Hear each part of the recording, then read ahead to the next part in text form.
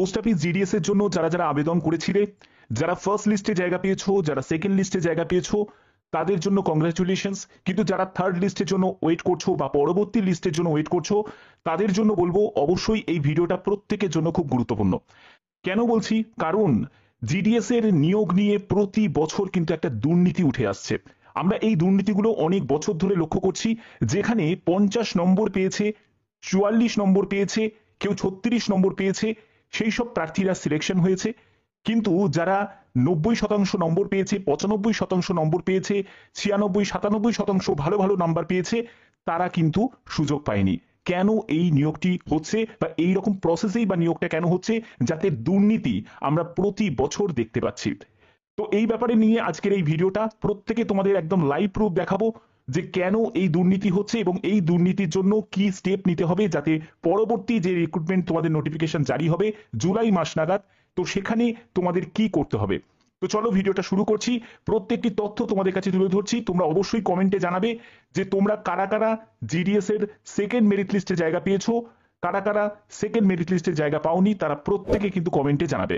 তো চলো ভিডিওটা শুরু করছি। তো দেখো, জিডিএস এর তোমাদের সেকেন্ড মেরিট লিস্ট রিলিজ হয়েছে 21শে এপ্রিল। ঠিক আছে, 21শে এপ্রিল তোমাদের মেরিট লিস্ট জারি হয়েছে। তো এবার তোমাদের থার্ড মেরিট লিস্ট কবে রিলিজ হবে আমি সেটাও তোমাদের বলবো। সম্পূর্ণ তোমরা কিভাবে চেক করবে তোমরা অনেকেই জানো, অনেকে দেখেছো, অনেকের কাছে এসএমএস চলে এসেছে। যাদের যাদের এখনো পর্যন্ত এসএমএস আসেনি তারা অবশ্যই ওয়েট করে যাও, তোমাদের এখনো সময় আছে। ঠিক আছে, 6ই মে হচ্ছে তোমাদের ডিভি, দেখতেই পাচ্ছ তোমাদের লাস্ট সেকেন্ড মেরিট লিস্টের লাস্ট ডিভি ডেট হচ্ছে 6ই মে 2025। তার আগেই তোমাদের এসএমএস চলে আসবে এবং সেই এসএমএস এতেই তোমাদের যে তোমাদের ভেন্যুটা দেয়া থাকবে, কোন ডিভিশনে তোমাদের উপস্থিত হতে হবে, কটার সময় তোমাদের উপস্থিত হতে হবে, কি কি ডকুমেন্টস নিয়ে যেতে হবে, ডকুমেন্টস রিলেটেড কিন্তু আলাদা ভিডিও দেওয়া আছে, তোমরা অবশ্যই সেটাকে একবার দেখে নেবে। সেখানে অরিজিনাল ডকুমেন্টও নিয়ে যেতে হবে এবং 2 সেলফ অ্যাটেস্টেড ফটোকপিও সঙ্গে ক্যারি করতে হবে। এবার যদি তোমরা লিস্টটাকে যদি ভালো করে দেখো, তোমরা লিস্টে দেখবে, আমি তোমাদের আগে একটা কথা তোমাদের বলে রাখি, যারা যারা ওয়েস্ট বেঙ্গল থেকে বেরিয়ে যারা যারা আসামে অ্যাপ্লাই করেছো, আসামের কাছাড় ডিভিশনে যারা অ্যাপ্লাই করেছো, তারা কিন্তু অনেকটাই গেনার হয়েছে, তারা অনেকের সিলেকশন হয়ে গেছে। কারণ কাছাড় ডিভিশনে ওয়েস্ট বেঙ্গলের তুলনায়, মানে আমাদের ওয়েস্ট বেঙ্গল সার্কেলের তুলনায় কাছাড় ডিভিশনে কিন্তু মানে অনেকের কম নম্বরে সিলেকশন হয়েছে। তো এটাই হলো বাস্তব। তার জন্যই বলছি যে এই জায়গাটা থেকে যদি বেরিয়ে যদি বাইরের স্টেটে যদি অ্যাপ্লাই করতে পারো, একটু যদি কষ্ট করতে পারো, তাহলেই কিন্তু তোমরা সুযোগটা পাবে। এবং একটা সুযোগ পেয়ে জিডিএস এ কেন কাজ করতে চাই, কারণ জিডিএস এর প্রমোশন লেভেল যথেষ্ট ভালো।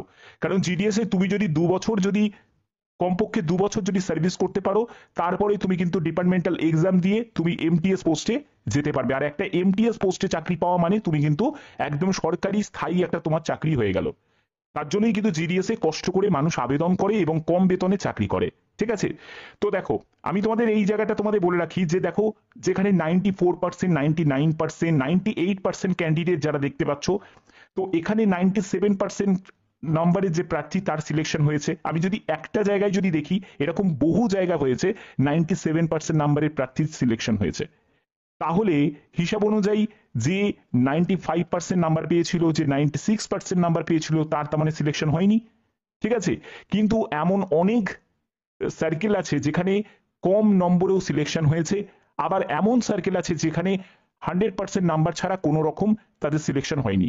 তো এই ব্যাপারে কি হয়েছে তোমরা দেখো, সেরকম হচ্ছে তোমাদের পাঞ্জাব সার্কেলে। পাঞ্জাব সার্কেলে যদি তুমি দেখো, আমরা ফার্স্ট লিস্টেও দেখেছি সবই 100%, এবং সেকেন্ড লিস্টে দেখো এসসি যা, ইউআরও তাই, ওবিসিও তাই, সব 100% নাম্বারে তোমাদের সিলেকশন হয়েছে।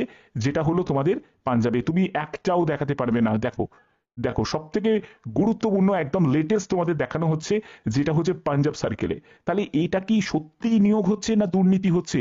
তার মানে যে 98% নাম্বার পেয়েছে, যে 99% নাম্বার পেয়েছে, সে তার মানে সিলেকশনই হয়নি তার।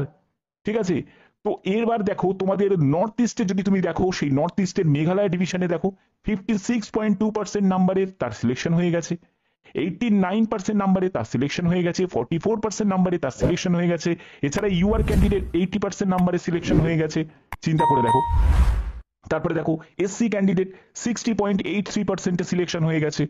তাহলে এতটা হেরফের, তো এটাই হচ্ছে মেইন ব্যাপার। দেখো 43% নাম্বারে সিলেকশন হয়ে গেছে, 73.5 78% নাম্বারে সিলেকশন হয়ে গেছে। অর্থাৎ এতটা ডিফারেন্স কেন? তো এবার আমি তোমাদের একটা কথাই বলবো, যারা যারা থার্ড মেরিট লিস্টের জন্য ওয়েট করছো, কারণ এই পরবর্তী যে লিস্টগুলো প্রকাশিত হবে সেগুলো তো তোমাদের পরপর প্রকাশিত হবে। কটা লিস্ট জারি হবে আরো? তোমাদের ধরে রাখো আরো তোমাদের এখানে 3টে মতো লিস্ট তোমাদের জারি হবে, 3টে লিস্ট তোমাদের জারি হবে, ঠিক আছে? এবার তোমাদের বলে দিই যে থার্ড লিস্ট তোমাদের কবে প্রকাশিত হবে। থার্ড লিস্ট তোমাদের কবে প্রকাশিত হবে? 21শে এপ্রিল তোমাদের সেকেন্ড মেরিট লিস্ট তোমাদের জারি হয়েছে। তো এখান থেকে 30 দিন পরেই কিন্তু তোমাদের থার্ড মেরিট লিস্ট জারি হয়ে যাবে, অর্থাৎ 20 মেতে তোমাদের থার্ড মেরিট লিস্ট তোমাদের জারি হয়ে যাবে। যারা যারা ওয়েট করছো তারা অবশ্যই কমেন্ট করে জানাও যে waiting for third merit list, waiting for third merit list, তোমরা অবশ্যই কমেন্টে জানাবে।